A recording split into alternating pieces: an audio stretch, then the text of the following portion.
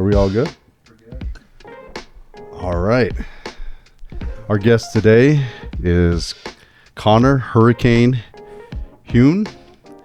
He is 10th Planet Jiu-Jitsu black belt, former professional MMA fighter, and now the owner and head coach of 10th Planet Denver.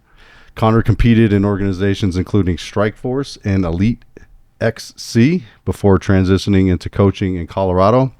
Known for his technical grappling, calm pressure, and emphasis on control.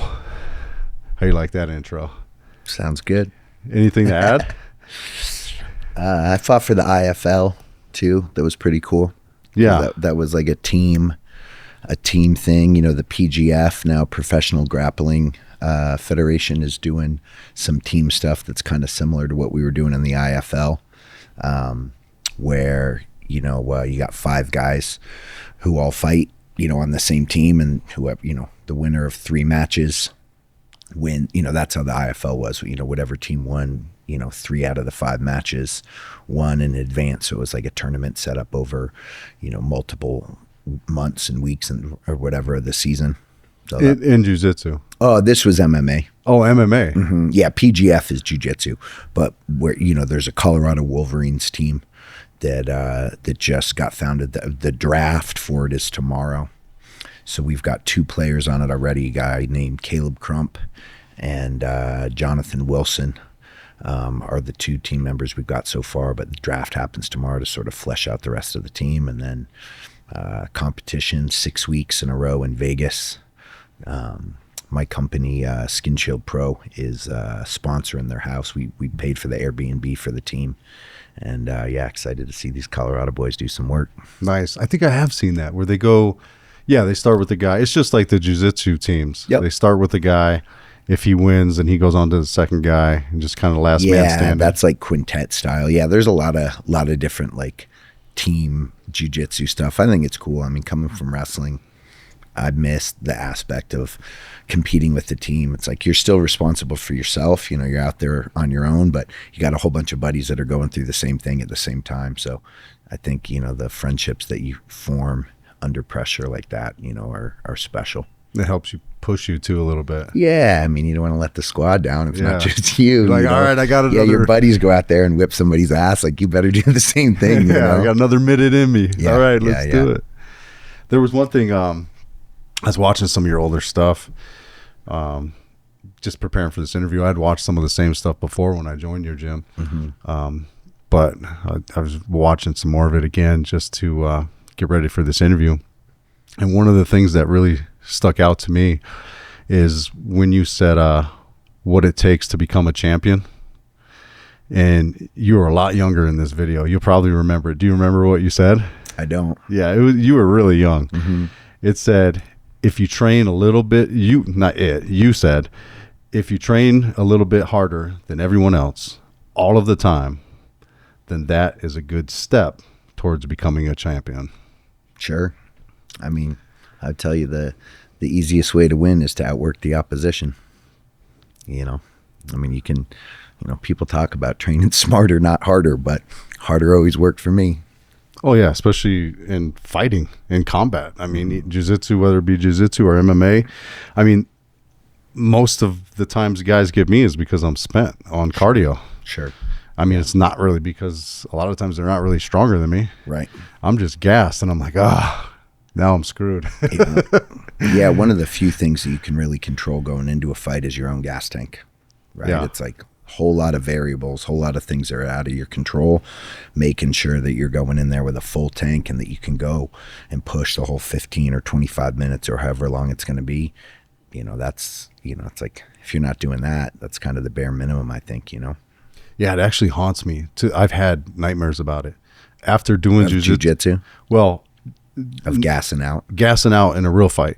Yeah. So after doing jiu-jitsu at your gym at 10th Planet, and then really, you know, realizing what could happen to you. Sure. In a real life scenario, I'll have nightmares of, man, I'm in a situation and somebody gets me, and then I'm like, I'm gassed or I can't get out of it, and I'm like, and then I'll wake up and I'll be like, I gotta go do some cardio. I gotta make sure that doesn't happen to me. Yeah. It's weird. Who was it? Was it Vince Lombardi who said fatigue makes cowards of us all?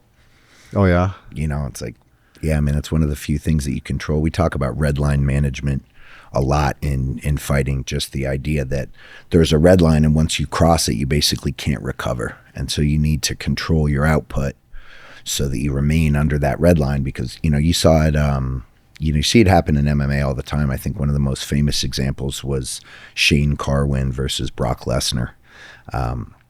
Shane Carwin came out, dropped Lesnar, was on top, throwing ground and pound, and just hit his red line, went over the red line, and Brock survived.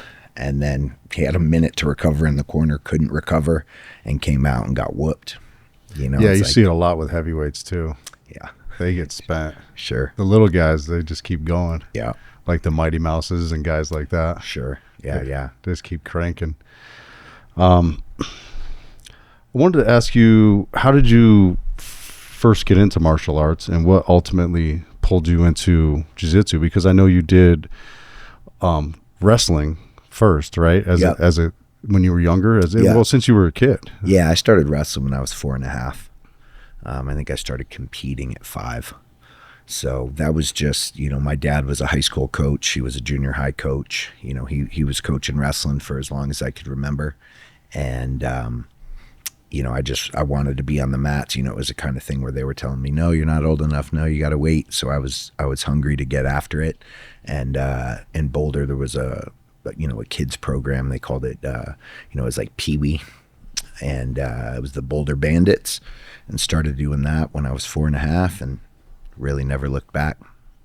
Yeah, my sons did a little bit of wrestling before jiu-jitsu. Mm-hmm. Yeah, they didn't really like it, but those guys that can grapple, man, that did wrestling, like your wrestling coach in your gym, is he still there? What's his name? He was really good. Ben Swan. Ben. Sure. Ben is sick. Yeah, he coaches for me at my Longmont gym now. Yeah, he's so good. Yeah. Oh man. Yeah, he wrestled at Dubuque in Iowa. Yeah. Grew up in Wisconsin. Yeah. Yeah, tough kid. Oh, he's amazing.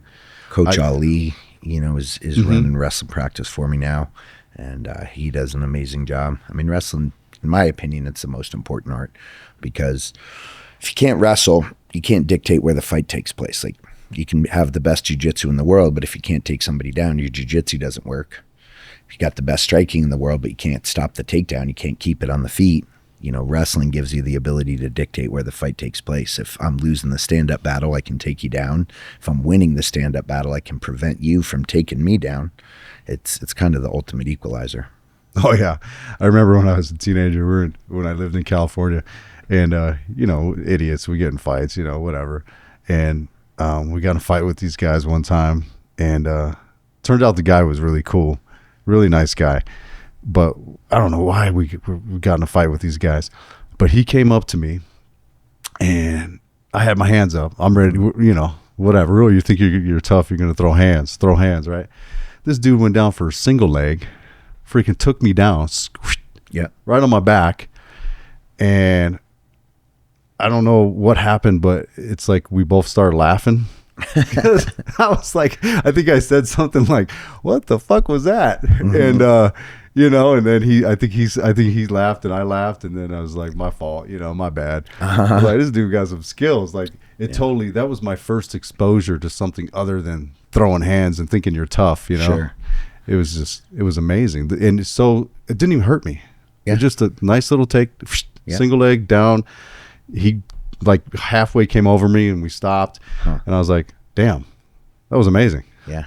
Yeah. I mean, I've always believed, I mean, really it was until I saw Royce Gracie choke out Dan Severn, I thought wrestlers were the dominant species. And then I was like, well, I got to learn whatever the fuck that just was. Yeah. So, you know, started, we were renting UFC VHS tapes from the Blockbuster. Sure. And, watching tapes, and I, trained with my buddy. They didn't have MMA gloves back then. So we got, bag gloves because they had a free thumb so you could grapple too. And me and my buddy Tim would put on these gloves and, fight each other, trying to arm bar each other and box and wrestle and, mix it all up. But yeah, it wasn't really until 2002 that I took my first jiu-jitsu class. But yeah, as soon as I saw the first UFC in '93, I was interested in it. I was following it. I was watching fights. I was, knew that there was something else out there besides wrestling that I needed to learn. Yeah. At what point did you know that 10th Planet was the... So I moved to LA in 2005, and I was selling dental equipment in a cubicle in Culver City, and I was losing my mind. I was making good money, but I didn't have really any friends out there. The people I was skateboarding was kind of like my only outlet, and you're out skating, you're meeting homeless people, bums. Like the people that I was meeting were not people that I was going to gain from hanging out with. And kind of losing my mind sitting in the cubicle all day. And I called my college roommate, and I was like, man, I'm kind of losing my mind out here. I need an outlet. He was a pro MMA fighter.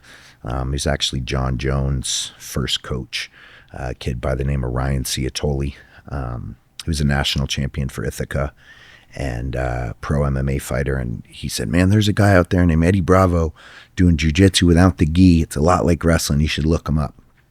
So I looked him up, and it was, I was living on 3rd and La Brea, and it was up on Santa Monica and La Brea, basically.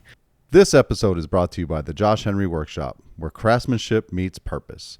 Whether you're in the kitchen slicing up dinner, out in the woods, or just need a reliable everyday carry, the Josh Henry Workshop has you covered.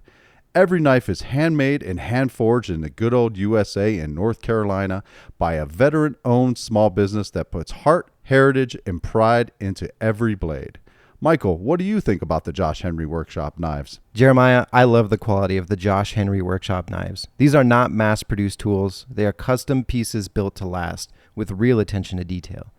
So if you're looking for a knife that works as hard as you do, check out the Josh Henry Workshop. You'll find your new favorite blade, and you'll be supporting a small business that truly cares about the craft. Visit the Josh Henry Workshop on either Instagram or Facebook at Josh Henry Workshop to learn more or to place a custom order today. And so just, straight shot up the street, wasn't far away. We spoke on the phone. He asked me about my background. I told him I'd been wrestling since I was 4.5. Said, get in here and, started training, never looked back. So when you went to Eddie Bravo, were you were just started white belt? Yeah, white belt, 100%. Yeah, I did a little bit of training in 2002 when I came home from college. I went to Easton's in Boulder when there was just one Easton. Trained with them all a little bit. Finney McMahon, Jay Jack, some of the guys in there. And then I went over to a place in Broomfield called Stars. I think it was Stars MMA. I forget the name of the coach over there. But never really got into it until I moved to LA. Wow. I didn't know you went over there as a white belt. That's amazing. Oh, yeah. Yeah, I went from white to black under Eddie. Wow. The full system. Yep. Wow. Yeah, I mean, that was I basically just learned 10th Planet Jiu-Jitsu, so I had to sort of add some fundamentals and some basics, from YouTube, from, watching other people to flesh out the system to be really all-encompassing, because back then 10th Planet Jiu-Jitsu was just jiu-jitsu for MMA, jiu-jitsu for fighting. Everybody who was in the gym was either training for a fight, they were already pro fighters, they were fighting in Japan, they were fighting in Hawaii, fighting in Mexico. Everybody in there was looking to fight, and so the style of jiu-jitsu, that clinch-based style that Eddie pioneered, was all about fighting. And when punches aren't involved, then years later, EBI came around. You started to be able to make money doing jiu-jitsu.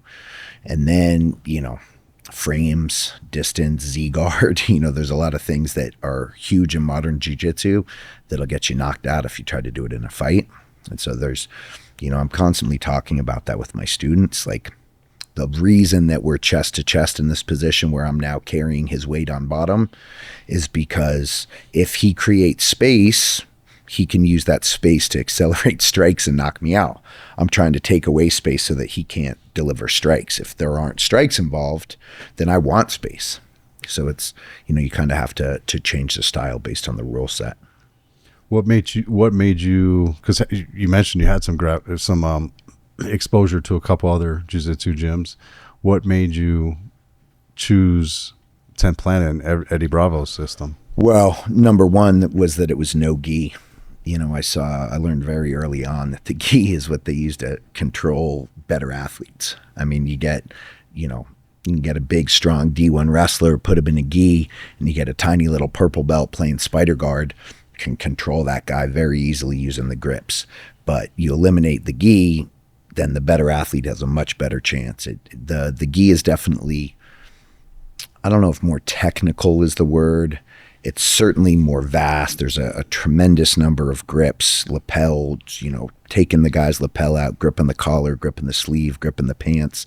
You're able to apply force to the body in ways that you can't without the gi. It's like I can basically hold on to your wrist, the back of your tricep, your neck, your knee, your legs. There's a couple handles, but on the gi you can basically grab anywhere and push and pull. So the little bit of gi training that I did, I noticed that it improved my core strength, because you're having force put against your core in vectors that you're not dealing with when you're without the gi. Somebody can pull me from a place that I'm not used to being pulled from. It's like grab my head and pull on my head. I'm used to that. Grabbing my arms, pulling my arms. I'm used to that. I'm not used to somebody being able to like pull from the center of my chest the way you can with a gi. Yeah. So, Makes sense. Yeah, those gi are super strong, so you can pull a guy around easily. It's like the thickest clothing material I've ever seen. Yeah, it's suffocating. I don't know why you'd ever want to wear that. Yeah, it's terrible. Maybe that's what's in my nightmares. I wake up in a gi, or I'm dreaming I'm in a gi. I'm just kidding. You have always displayed a strong gratitude and love for your father. Sure, I've noticed that about you. And as you call him yourself, you call him Coach Jim Heun. You say that. You call him Coach. Yeah, that's how everybody knows him. Yeah, for sure. How has your father helped make you the man you are today? I mean, every story that I tell was probably told to me by him first. Motivational stuff, work ethic stuff. I mean, from the time I was old enough to understand language, I was sitting on the side of the wrestling mat watching him motivate his athletes and teach young boys how to become men how to become champions. And I mean, he, everything I have is because of the lessons that he taught me. And some people aren't lucky to have a father. And so, I mean, it's very important that I think it's super beneficial that someone has a positive mentor like that, even if it's not a father. For sure. Finding somebody that can be that for them. I mean, that's part of why I started coaching the kids classes, because I realized, some of these guys, I get them when they're 35 and they've never had somebody believe in them. Nobody's telling them that they can do whatever they set their mind to. Nobody propping them up. Nobody telling them that they can do hard things. And they get a self-defeating attitude that's real hard to coach out of somebody when it's so ingrained. They come, it's like 35-year-old's pretty set in his ways, pretty set in his belief system.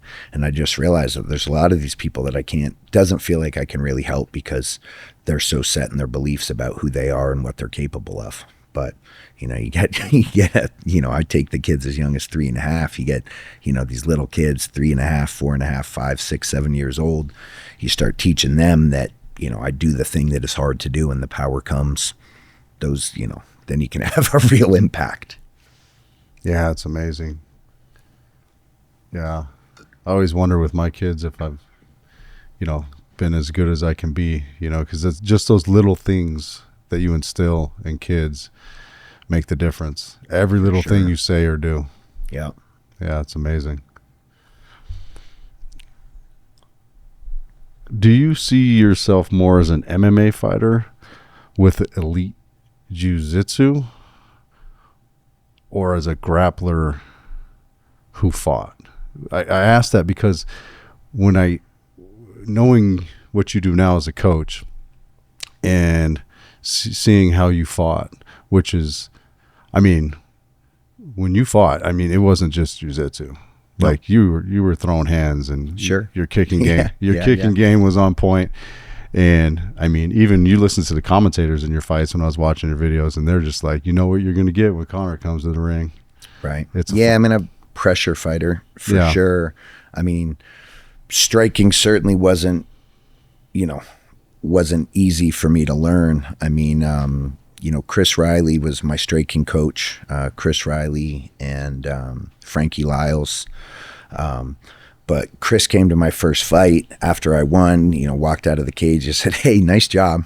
Congrats on the W. But if you're going to represent my gym, you better learn how to punch. I'll see you at the gym 7 a.m. on Monday." And I was like, okay. So, I literally fought my first professional fight and had no understanding of generating power from the ground up through your hips, out your hands. I was throwing hands, literally, throwing my arms, throwing my fists at people without any understanding of winding and twisting and loading the hips to generate power. So I had, zero striking knowledge at all. And then as a wrestler, like you look at guys like Ben Askren comes to mind, real strong wrestling background. And when you watch him strike, it often looks awkward. Jake Shields, same thing. Not that it's ineffective, but it just looks different and it looks kind of stiff. And I think the reason is in wrestling, the power exits your body at your hips. Somebody shoots on me, they're trying to get control of my hips. And so I'm generating power from the ground up, applying force through my hips generally to their head and shoulders, right? As they're shooting in, I'm trying to meet them with my hips and sprawl. Where in striking, I've got to allow that power to come all the way up through my hips, basically into my elbow and then out my fists. And so there's sort of a big disconnect when you've basically been bringing the power from your feet to your hips for 20 years. And then all of a sudden you're supposed to bring the power from your feet all the way to your hands. There's a learning curve with that. And then there's rhythm, there's certainly rhythm and timing in grappling as well, but striking is a lot about rhythm. It's basically a dance where we're both trying to lead, we're both setting patterns, looking for pattern recognition in our opposition. We recognize that, okay, there'll be like a glint in their eye where they feel like, oh, I got his timing, and then you got to change the timing to counter. My coach, Chris, would put on house music because it just got that, 4 on the floor, bump, bump. And so I could try to find some rhythm. I remember sparring John Jones when I was at Greg Jackson's in New Mexico. And after the round, he's like, "Man," she's like, "I couldn't get your rhythm." He's like, "That's because you've got no rhythm." I was like, well, hey, it works for me. But it's like, I'm awkward style, awkward rhythm. The timing's not perfect. It's Dominic Cruz is kind of like that.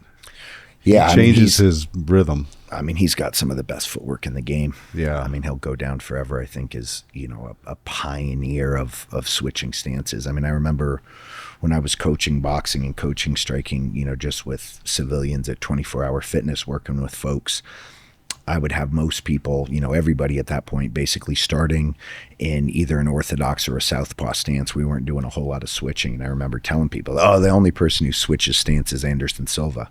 Well, that was however many years ago. Sure. Now, if you can't fight from both stances, you're not in the UFC. Right. Everybody switches stances. So, the game is constantly evolving. I think obviously the internet speeds how quickly things evolve. It's like information. Yeah. I mean, it used to be like in wrestling, everybody would watch the NCAA tournament and you might see a technique, win a national title. And then so everybody goes back over the summer and they're drilling that technique. And then the next season people are drilling it. And then people figure out the counter by the time you get to the nationals. Then somebody's countered it. And then, okay, that technique kind of falls out of favor. But it was like a year cycle between something becoming popular and then the counter becoming popular and it falling out. Now there's a pro jiu-jitsu match or a high level MMA fight, I mean, almost every weekend. And so things come in and out of favor much, much faster. And I think it's one of those things, like as soon as you see something, it's possible. I mean, we saw that. I grew up skateboarding and you saw like the evolution of skateboarding once the internet came out. Snowboarding's the same way. Yeah, remember 180, right? Right. That was it. 180. You do a 180. Yeah. Off the the half pipe. Yep. Then you do a 360. Oh, he did a 360. Right. And then what was the next one? A 540, 540. Yeah. 900. 900. You're like, what? Now they do what? 1080 now? Yeah, 1080. I mean, I don't, 1080? in snowboarding, it's out of control. I remember I was in Breckenridge, I think in like 2000.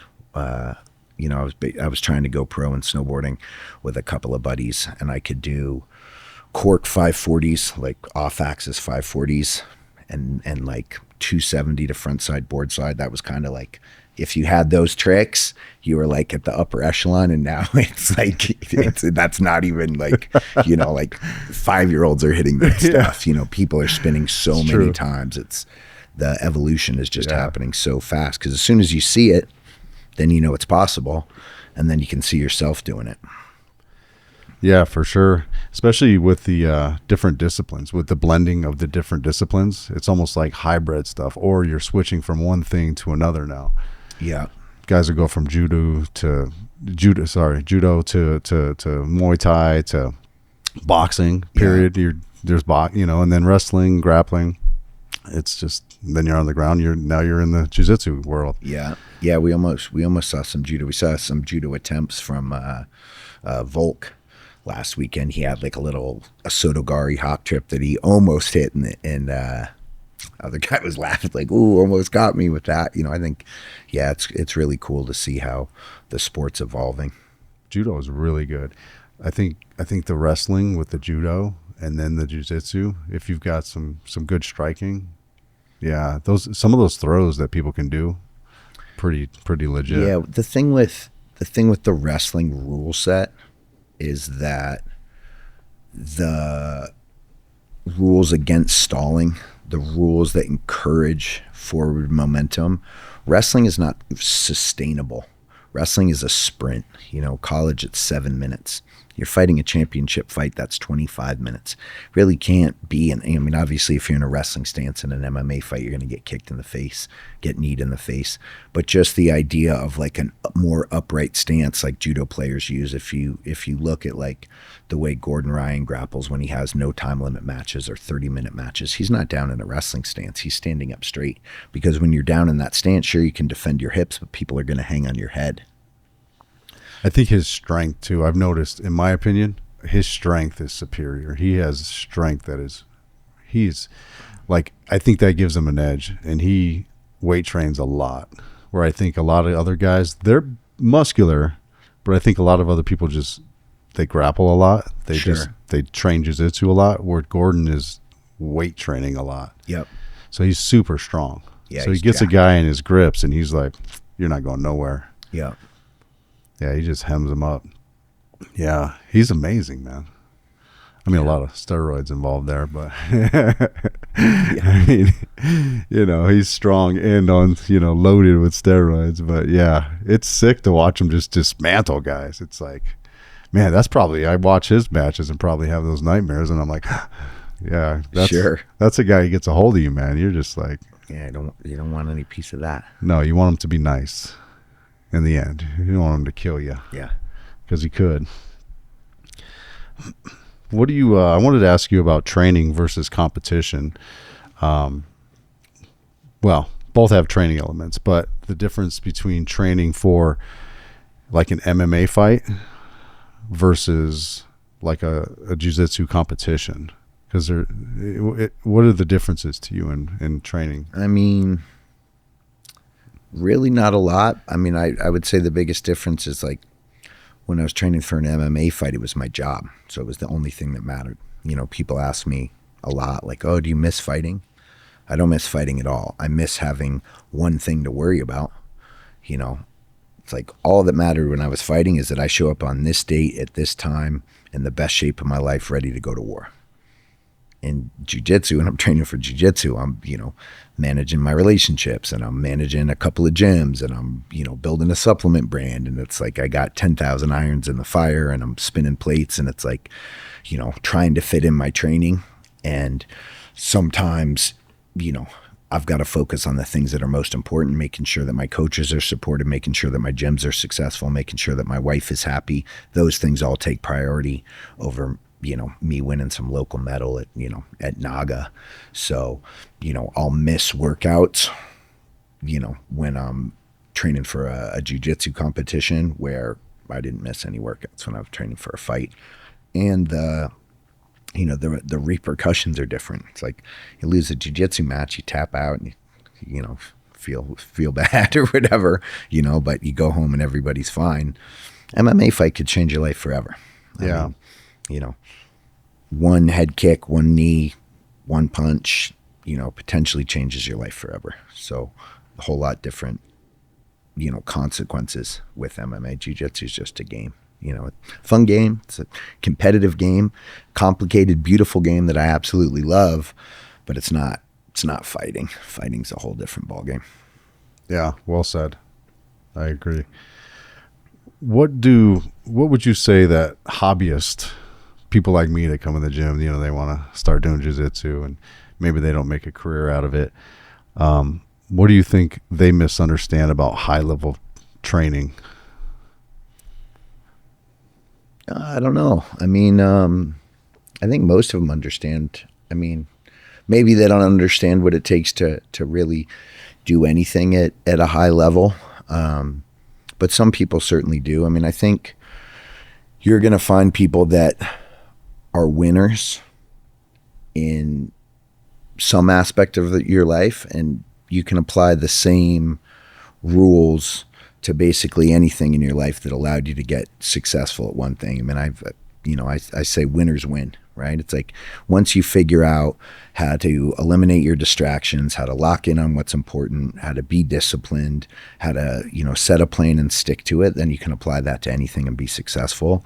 So I think, people that struggle with discipline maybe don't understand the discipline that's required to be successful, but I think those rules apply to everything. It's not just jiu-jitsu. You got somebody who's unsuccessful in their professional life or their personal life or whatever it is. A lot of time, to me, it comes down to discipline. It's like you got to make some things that are non-negotiables. It's like people, how do you get in here? It's like I schedule it. If they put it on my calendar, it's like it's like a doctor's appointment. You don't miss it. You know what I mean? It's like if you make your training a non-negotiable, then it's the same thing. But I think you can apply those principles to anything. You got to be dedicated. You got to show up. You got to do the work. But I think that winners win, and I think people that are winning in other aspects of their life, when they come into jiu-jitsu, they can apply those same principles and be successful in jiu-jitsu. Yeah, and you're right. I mean, it's a great point you make. I mean, it could be, you could have a brown belt or a black belt that's becomes unmotivated, and then you have a first day guy he's energetic and excited. So it could happen to anybody both ways. Yeah. I mean, that's the thing with motivation, right? Motivation is fleeting. Dedication, discipline, those are the things that get you through those moments of no motivation. It's like if you only train when you're motivated, good luck. Yeah, that's none of us. It's like take some pre-workout, you just watch Karate Kid and you're all fired up to go to the gym. Awesome. But there's going to be days when that alarm goes off and you want to hit the snooze button and pull the covers up. It's like, what do you do in those moments? That's when champions are made. It's like when the alarm goes off at 5 a.m. Yeah. David Goggins talks about it. He says, do you think I just wake up every day and I just hit the door running? He says, no, I argue with myself. Right. I fight with myself. Right. I have to push myself. I'm human. I'm normal. I'm just like you. Yeah. But he's motivated. Right. Yeah. Disciplined. It's like Joe Rogan says, right? You gotta shout down your inner bitch. Yeah. David Goggins definitely says that. Yeah. Yeah. So being a high level gym as you are, just going back to the new students thing for a second, and still developing things, get better in different disciplines. The system improves all of the time. How do you balance that where you're trying to grow to elite levels and then still be able to focus on the fundamentals with, let's say, white belts? Well, I mean, I would tell you that expert jiu-jitsu is the fundamentals done expertly. We had a coach that I let go who couldn't understand why people were taking fundamentals classes instead of his leg locks class after they were a blue belt. It's like, bro, I learn every time I teach the fundamentals class. I get more dialed. I get, it gets into your muscle memory. They say you need to rep something 10,000 times before you have a weapon that'll work in battle. And it's like, man, after that, you're sharpening that tool. You're keeping it sharp and ready to go. And it's like, the same techniques that are winning world championships are the same techniques that I'm teaching to white belts. You know what I mean? It's chaining of attacks. When people talk about like the different belts and, how do I get my next belt? How do I become a purple belt? There's certain things that I look for at different levels where, the chaining of attacks is really kind of what I'm looking for a purple belt. Their ability to set traps, their ability to transition from one attack to the next, where if somebody's defending, they feel like they're jumping out of the frying pan into the fire, where there's like no way out. Everything that they do leads them into another trap. That's, what we're looking for, but that's just chaining together fundamental techniques and understanding, if I apply a triangle, he's going to either posture or try to, knee spike, basically two ways out. And as long as I have an answer for each of those two reactions and I'm ready and I know like, okay, I'm going to do this. He's got one or two choices. When he goes here, I go there. You just start to understand what somebody's options are under attack. And then you can have answers ready for all of those things. You at 10th Planet Denver, I'm sure they're all very similar with the same system. That's Denver's the only one I've been to, but there's a real emphasis on fundamentals. I mean, that's like, I feel like almost one of the number one emphasis, it seems like. I mean, we certainly have more all levels classes, more, particular classes. We got, rubber guard classes, leg lock classes, wrestling class. There's a whole lot of stuff out there. Other than fundamentals, but yeah, now we have fundamentals 6 days a week. Tuesday and Thursday, we've got them in the morning and in the evening. So, the biggest difference I think between the fundamentals classes and the all levels classes is that I force a solid warm up at the fundamentals classes. A lot of people that are coming in, they maybe have never done anything athletic. They're coming in from a desk job. They're deconditioned. Their body is stiff and weak. And so we've got to build some strength, build some flexibility through that warm up. And, the warm ups, some people, oh, I hate the warm ups. They're too long. Okay, that's fine. There's plenty of other classes you can take, but I do those warm ups with the team every day. 6 days a week. I take Saturdays off, but 6 days a week I'm doing those warm-ups because they make you strong and flexible and prepare you to get into the rest of it.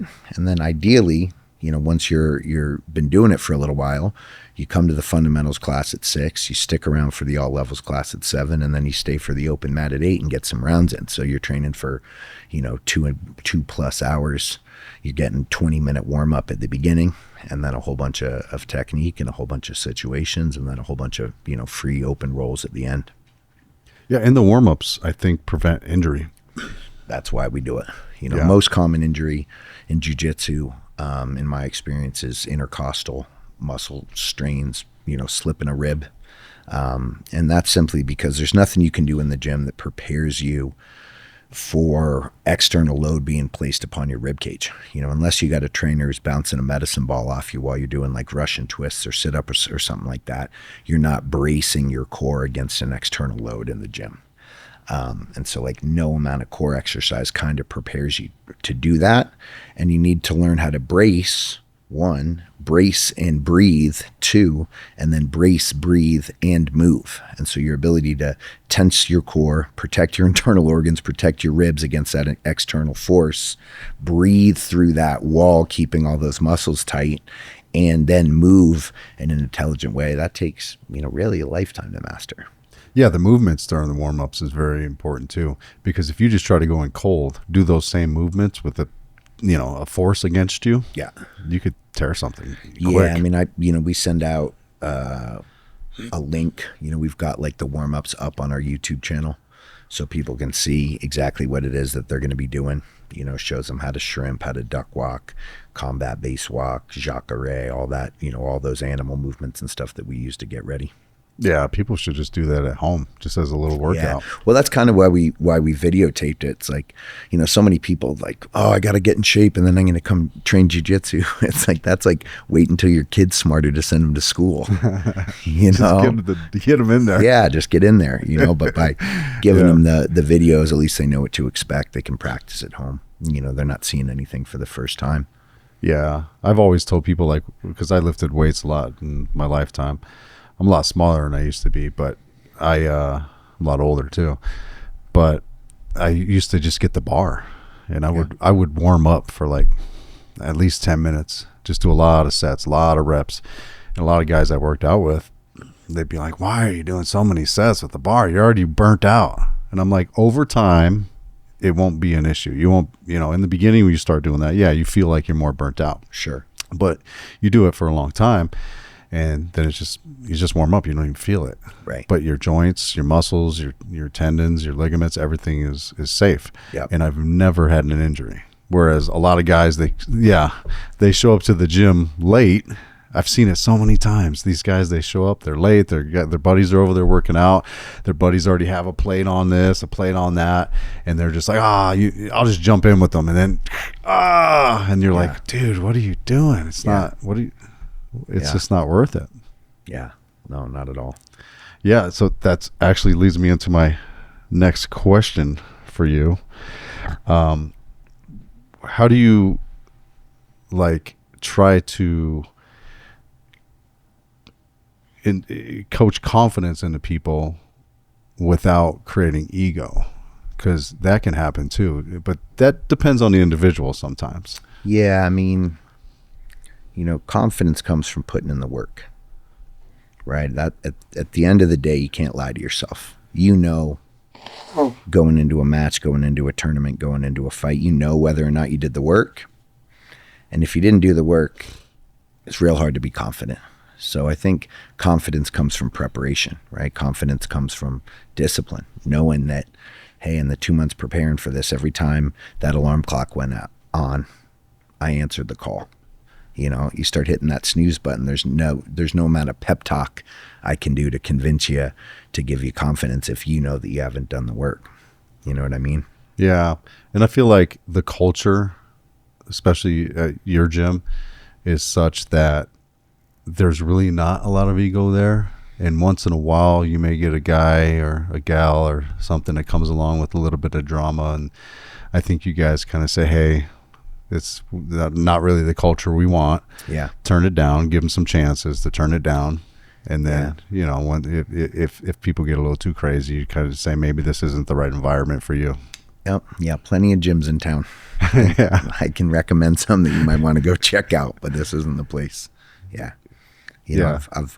I've had to let some of my best grapplers go because of issues like that, and it's a necessary process for maintaining a proper culture. You've got to be an oncologist. You got to go in and cut the cancer out.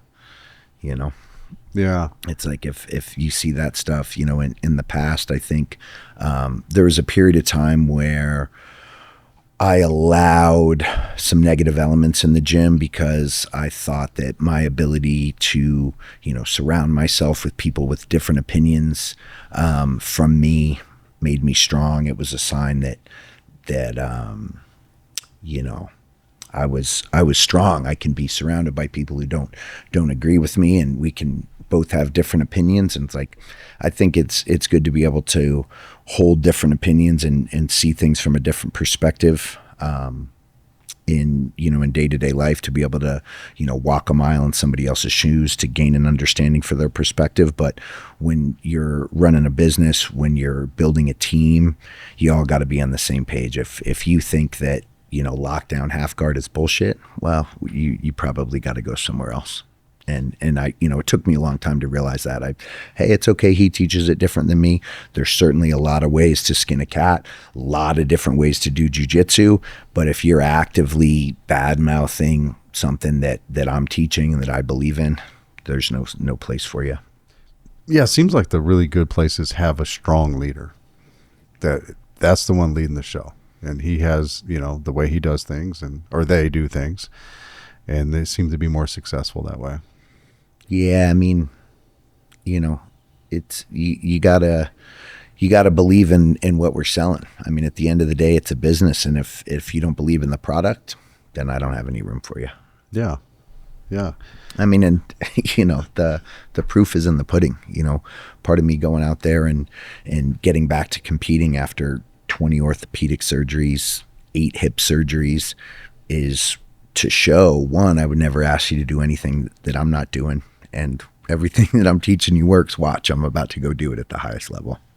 Yeah. Speaking of the warm-ups, I mean, I was amazed at how I would watch you. I would go to class, you'd be there doing the warm-ups. Then I would see the next class start, and you'd be over there doing the warm-ups. And I know all the injuries you've had and all the recovery you're going through, and I'm like, wow, he just keeps going. I mean, that's why, right? Because I do the warm-ups every day. It's what makes my body able to do those things. Sure, keep it going. Yeah, it's like in training we call it the SEDS principle, specific adaptation to impose demand. You put your body through something, it's going to adapt to the stress that you put it under. It's going to learn to figure out a way. It's like human body is incredibly strong. It's the mind that's weak. When you think that your body's done, your body's got a whole lot left in it. It's your mind that's telling you to quit. And once you realize that, you can kind of learn to push through things, and you'll surprise yourself. Yeah, absolutely. You were on the show Jason Mayhem Miller's Bully Beatdown, where you were the MMA fighter who was the one who was fighting the bully. And the premise of it was, to show the bully that, hey, you're not as tough as you think you are. But I watched it recently to get ready for this interview. I'd seen it before when I joined your gym, but I watched it again, and I really picked up on how gentle and nice you were to the guy. In the fight? Oh yeah. I wasn't trying to be gentle. You were. You did a lot of body shots. That was one, he was wearing headgear.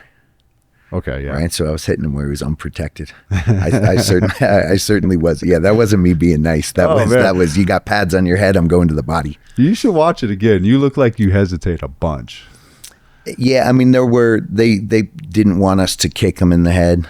Yeah. So you had to think about all that while it was going on. Yeah, I mean, I think I don't really remember exactly what the rules were, but I certainly wasn't trying to take it easy on that guy. If I look like I was being soft on him, I guess it's just because I'm soft.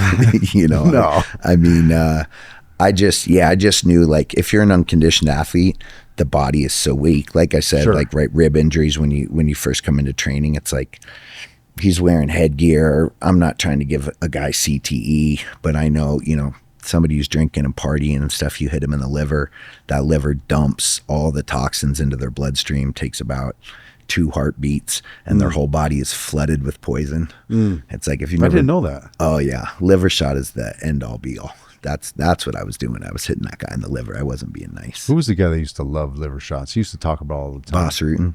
Yes, Boss. Yeah, that's my coach in the IFL. Yeah, he used to always talk about it. Liver shot right there. Yeah, if you've never been hit in the liver, boy, it'll change your mind. It'll change your life. It's like, I mean, you'll see in the UFC all the time, somebody gets hit with a body shot, and then there's like, this 2-second sort of pause, and then they just curl up and fall down, and it's over. It's like your body shuts down on you. Yeah. Yeah, so that was the first season you did. You were telling me earlier that they had changed it up after that, but the first season. Yeah, in the first season, the victims and the bullies knew each other. They had an existing relationship where, who knows the extent of that relationship, but where the victims wrote in, hey, this guy's bullying me, and they got on the show. And then as it progressed, they started casting for bullies and victims. And so the folks didn't have a real relationship. It was just a scripted show. And I think when you lose some of that authenticity, the people can tell, and it kind of went downhill, and then got canceled. Yeah, I remember that show. That was like, was it in the 90s? 2006, 7. Wow, like that. seems longer 8, than that. 9, yeah. Oh, I guess it is 2026 now. It's Yeah, almost 20 years ago. Yeah. Yeah. Seems like longer though. Yeah.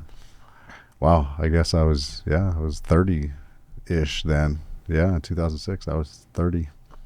Wow. Time flies, man. Yeah. Time flies. This, no disrespect to jiu-jitsu, Sure. but do you think that there's anything? I love jiu-jitsu, by the way. I can't wait to get back in the gym. I promise you, I love it. Do you think there's anything in jiu-jitsu right now that's overrated? What do you mean? Like something that people think are really good moves, are really good, that are not as effective as people. Joint locks Joint locks? in general, all joint locks.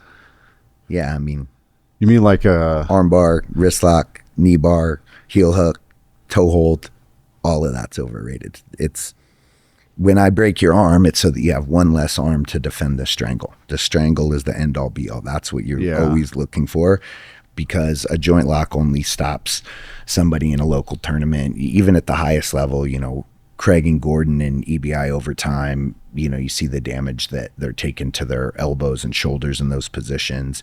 You watch Vinny McAllister versus Craig Jones at, I forget the event, but, you know, spiral fractured his tibia with a heel hook. Vinny was just looking at him. It's like, don't expect a joint lock to stop a highly motivated opponent. It's like, you know, you're breaking them down so they have one less weapon to punch you with, one less leg to kick you with. But strangle is the answer. Everything else is on the way to the strangle. It's like, I'll break both your wrists, your elbows, your shoulders so that you can't defend the strangle. But the strangle is it. It's like if you're chasing joint locks, you're chasing damage, not finishes. And the PGF, their scoring system is amazing because it represents that. You get 6 points for what they call a kill, which is a strangle, and you only get 3 points for a joint submission. So the kill is double the points of a joint lock. And I think that's great because in reality, it's like you can break somebody's arm, they'll keep punching you with it. I can testify. Yeah, but I mean, a lot of times, like in the UFC, if somebody breaks it, If somebody taps in the UFC, it's because they're tired. Nobody's tapping to submissions in the UFC. I would say, I mean, you know, guys will go out. If you really want to be in the fight, it's going to be a choke that puts you out, and you're going to go out. No, I mean, like if the ref sees that somebody's arm is compromised, they're more likely to stop the fight. No, Not. I mean, the UFC, they shouldn't be stopping the fight. yeah, I mean, look at Tony Ferguson right. That's what one I was thinking of. That one he didn't with quite Charles Oliveira. get compromised. Yeah, I mean, yeah. I mean, elbows bent both ways. Yeah.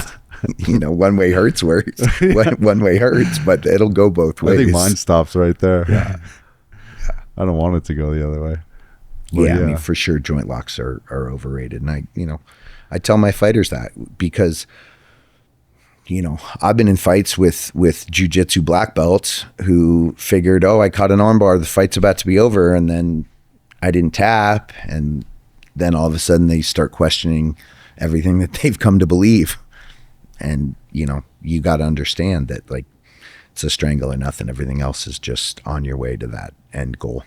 Yeah. Yeah, that's what I was wondering. I actually didn't have anything in mind when I was thinking of that question. I was just curious more than anything what your thoughts were on it. Yeah, it should always be looking for the strangle. Yeah, there's no denying when you choke someone out. Yeah, they're asleep. That's it. Yeah. Yeah.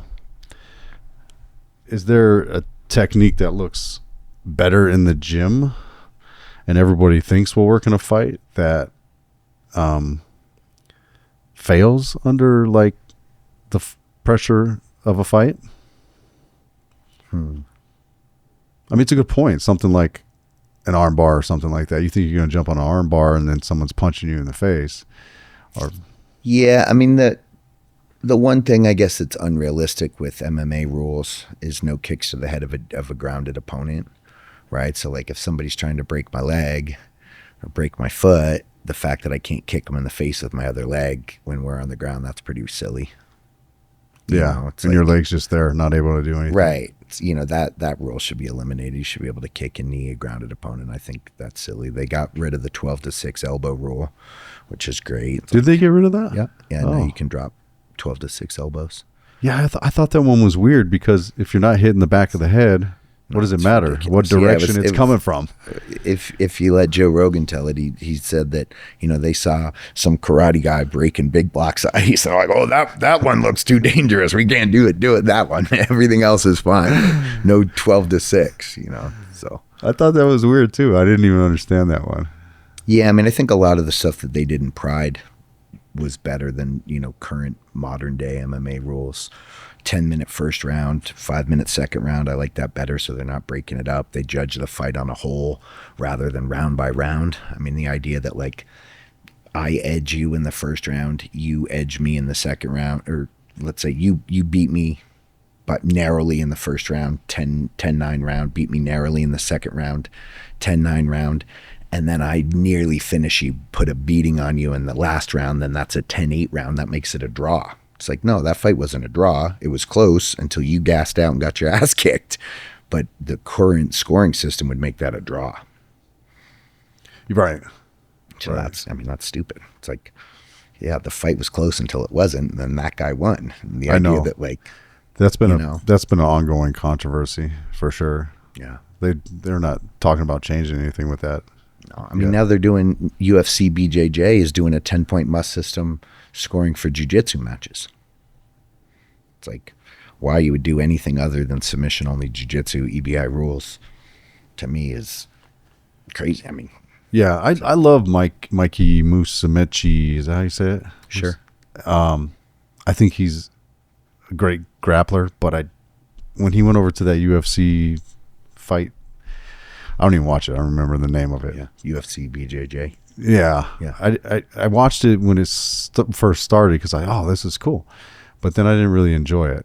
I like pretty much every one of the other tournaments. Yeah, you watch any of the PGF? No.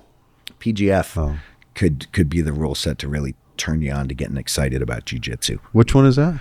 Professional Grappling Federation, PGF. Brandon McCaffrin from 10th Planet Decatur is the one who came up with it. That's the rule system that gives 6 points for a kill, 3 points for a break. Okay. They also penalize stalling. So in traditional jiu-jitsu, let's say you got me mounted, I'm on my back. I don't want to do anything, right? I'm on my back, I'm covered, I'm here. If I roll over and go to my knees to try and get up, I'm exposing my back. You know, I'm going to get choked, but they'll ding you for stalling if you're not moving on the bottom. So they force action in a way that traditional rule sets don't. They prioritize, like if at the end of the round there's no finish, it's a draw. Nobody wins, nobody advances, nobody gets any points. So you only get points for a kill or a break.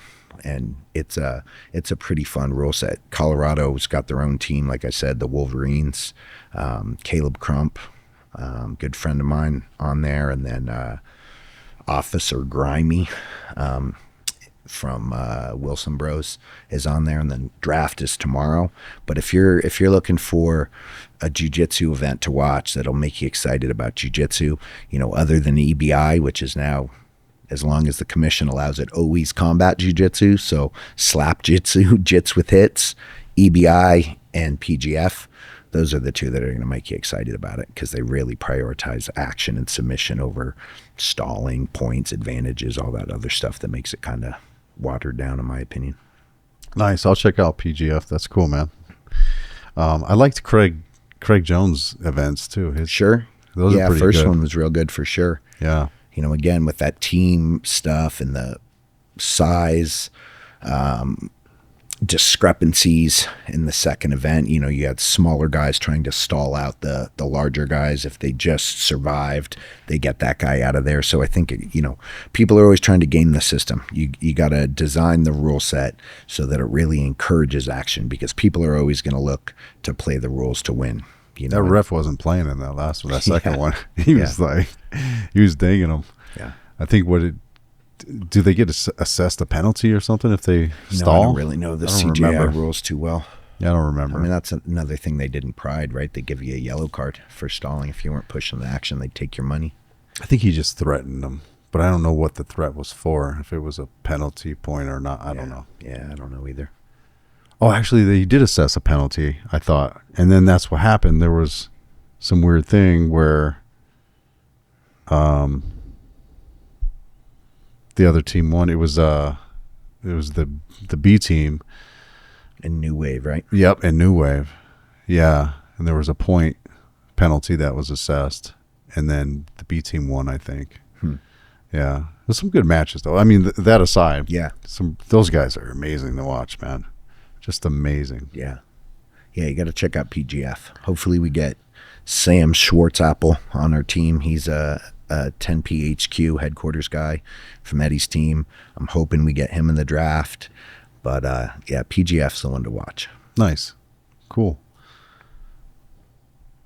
What are you still obsessed with improving, even after all of these years? I mean, right now, this year, my guard, in particular, De La Riva guard or reverse spiral, outside spiral. Basically, it's a style of open guard that's being used real effectively at the highest levels. Levi Jones Leary, what's his name, Lachlan Giles, those guys are playing it very effectively at the highest levels.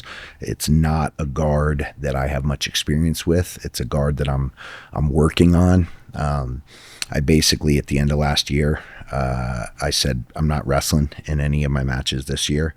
I'm pulling guard every match and putting myself, outside of my comfort zone. Sitting down, fighting from my butt is not what an MMA fighter would do. It's not what a wrestler would do, but it's where I have the most room for growth. So for me in particular, spiral guard, inside, outside spiral, open style guards, X guard. But yeah, seated guard play. Nice. Is where my biggest opportunities for growth are. Yeah, that's one when I get back in the gym, I really want to work on that. You have these little black belts just creeping up through my guard. I'm like, man, this guy weighs like 130 pounds.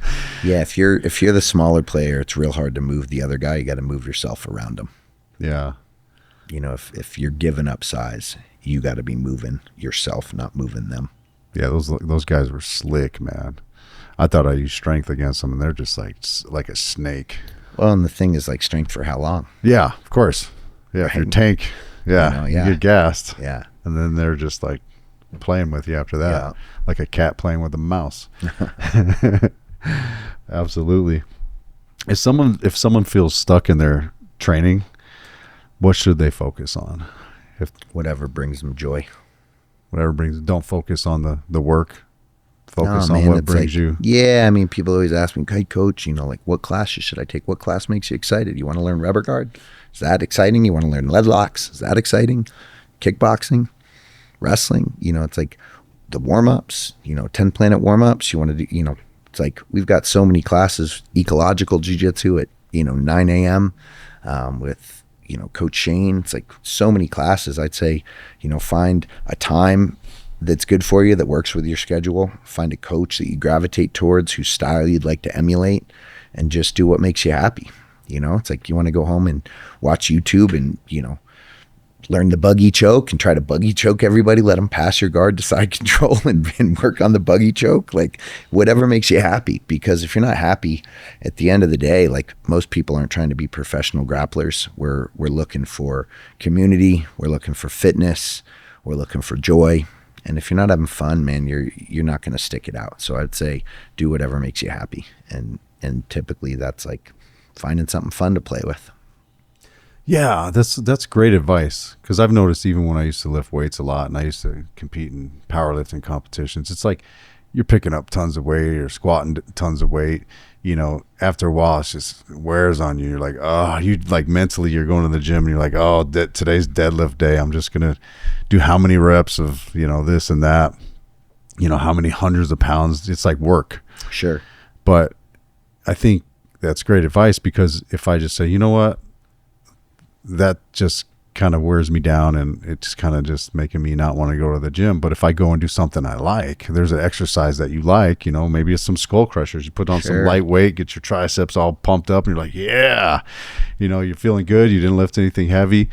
Then I think naturally it gets me back in the cycle. Before you know it, you're over there doing deadlifts again, a couple weeks down the road. Yeah. When I was a trainer, it's like we always give them what they need and we finish with what they want, so it's like I'm going to give you what you need during the majority of the workout, but maybe that last 10 minutes we'll do, some 21 guns, some skull crushers, get your arms a good pump so you walk out of there feeling good. But it's like we already did Bulgarian split squats and, planks and all the hard shit that you really need. Yeah. But yeah, you got to do something to keep you having fun. It's like, if you're not having fun, man, you probably shouldn't do it. It's like, if you don't like it, if it doesn't bring you joy in your life, life's too short to be doing something you don't enjoy. It's funny too, because you almost forget about those squats after you do the back arms, even if it's like the same day. Yeah. In the same couple hours, you're walking out just focused on the back arms. You forget about the legs. Yeah. That's great. See, that's why you're a coach, man. That's awesome. What do you want people to understand about jiu-jitsu that has nothing to do with winning? It's really just about doing something hard over and over again, something that you'll never master. It's like I've been grappling for 43 years. I'm nowhere near a master. I know that it would take many, many, many lifetimes to master it. Every day I show up, every day I get a little bit better, and just understanding that it's like climbing an impossible mountain that you never reach the top of, and you got to enjoy the hike. And the challenge. Yeah. Enjoy the process, I used to have a business card when I was fighting that said the price is the prize. The price is what? Is the prize. The price is the prize. That's what you have to understand. Paying the price, the dedication, the waking up early, the discipline, the process, the sacrifice. That's what it's about. It's like if you're doing it for something in the future, you're setting yourself up for disappointment. You got to enjoy the process. Yeah, I think if you never challenge yourself in life, then you've never lived. Sure. Well, Coach, thanks for coming. This is great. Yeah. If I know I reminded you of what you said when you were much younger, of what it takes to become a champion. What now, present day Conor, what would you say now it takes to be a champion? Relentless dedication. I still feel the same way, right? The ability to outwork the opposition. That's it. It's like I don't think there's a surer way to victory than to do more work. People talk a lot about overtraining. I made a post on it's called the Underground Forum. It's like an MMA forum, when I was younger, that overtraining is a myth. And of course I was young. I was in my 20s, and in your 20s, maybe overtraining is a myth, but so many people lose fights because they're undertrained. So few people lose fights because they're overtrained.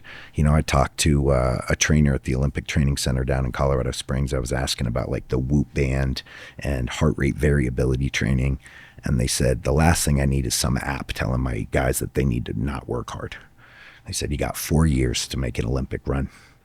It's like, you got to burn the candle at both ends and go for it. And leave it all on the table. Yeah. You don't get a second chance. Yeah, Tom DeBlas was saying, we got into it online a little bit. He was talking about, oh, you gotta train smart. And this guy's a world champion talking about, oh, I wish I'd trained smarter. No, the reason you're a world champion is because you trained harder than everybody else.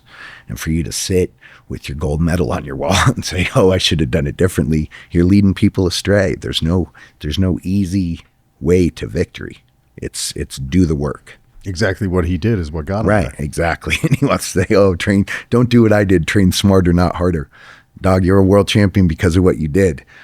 The proof is in the pudding. Yeah, talk dance to with who brought you. Yeah, you don't change the recipe when you got the number one cookie at the bake sale. Yeah, tell people what you did. How did you get there? Yeah. What did you do? Hard work. Yeah. That's it. And and what I tell everybody is like, the value of jiu-jitsu is not that you're going to get in shape. It's not that you're going to make friends. It's not that you're going to become harder to kill. The value is that by doing something incredibly difficult every single day, The incredibly difficult things that are forced upon you every day get easier to deal with because you're used to doing hard shit. That's it. And doing it surrounded by like-minded individuals, doing it surrounded by a community of people with similar goals, that makes it easier too. You're trying to get me back in the gym. I see. I'm like getting hyped up over here. we got class coming up. Yeah, man. Yeah, it's not even 6. Fundamentals at 6, man. Plenty of time to make it over there. That's where right. I'm headed. That's right. Well, tell people where they can find the gym. Yeah, 10thplanetdenver.com, 10thplanetlongmont.com. In Denver, we're at 6161 West 44th Avenue in Wheat Ridge, just off of I-70 in Harlan, between Sheridan and Wadsworth on 44th. In Longmont, we're at 17th and Hover. Both are amazing gyms. Just kind of depends what part of the state you're in. We've also got, beautiful thing about 10th Planet is your membership with me is good at over 200 gyms worldwide. So you get a 10th Planet Denver membership. You can train at 10th Planet Parker. You can train at 10th Planet Littleton, Colorado Springs, 10th Planet Dubai, 10th Planet Koh Tao, Thailand. You can go wherever. And when you're traveling, man, jiu-jitsu is the ultimate hack. You go and you train, you got a whole bunch of new friends, tell you where the best restaurants are. I went to Costa Rica, trained, guy lent me a surfboard, didn't have to rent a surfboard for the whole week I was there, told me what restaurants to go to, got me ATV, ran all this stuff just because, it's a tight-knit community. Jiu-jitsu is kind of the universal language. And if you train, wherever you go, you're going to find your people. And there's a supplement too that you're... Yeah, Skin Shield Pro. Yeah, so basically that's really my wife's brainchild. She was a supplement formulator for GNC and wanted to leave the corporate world and do her own thing, but wasn't sure really how to make, that move happen. And, selling protein powder or, pre-workout or whatever, it's a pretty saturated market, but there isn't any other probiotic, antifungal, antimicrobial, gut and immune support supplements specifically designed for the needs of grapplers. Unfortunately, stuff like staph, ringworm, impetigo, these mat-borne skin infections are a problem that grapplers deal with. No matter how clean the gym is, you're, skin-to-skin contact with other people. When your immune system's weak, you become susceptible to that. 70 to 80% of your immune system lives in your gut. So by taking a supplement like Skin Shield Pro, you're basically fortify your immune system to be able to defend against those things, keep you healthy, keep you training. Skin Shield Pro? Yep. Nice. Where can people find it? SkinShieldPro.com. Ah, there you go. Yeah. Nice. Well, thanks, Coach. Yeah, thank you. It was a pleasure. Yeah, I'm thanks for honored. having me. Appreciate you. Thank Got to you. get you back on the mat. Yes, sir. As soon as I get done with this house, I promise. Okay. I retire soon enough. 1 year. No, not 1 Right? You said you'd be done with the house in a year. Done year. with the house in 1 year. Yeah, that's the goal. Yes, sir. So we're starting in January 1st. February. Okay. Cool. No, thank you, Coach. Yeah, I thanks for having appreciate me. you. Yeah, thanks for having me out. It's fun. Got to see this beautiful place you're building. Yeah. See, your hard work's going My to pay off. blue collar mansion. I love it. Thank you, sir. Very cool. Appreciate it. Yes, sir.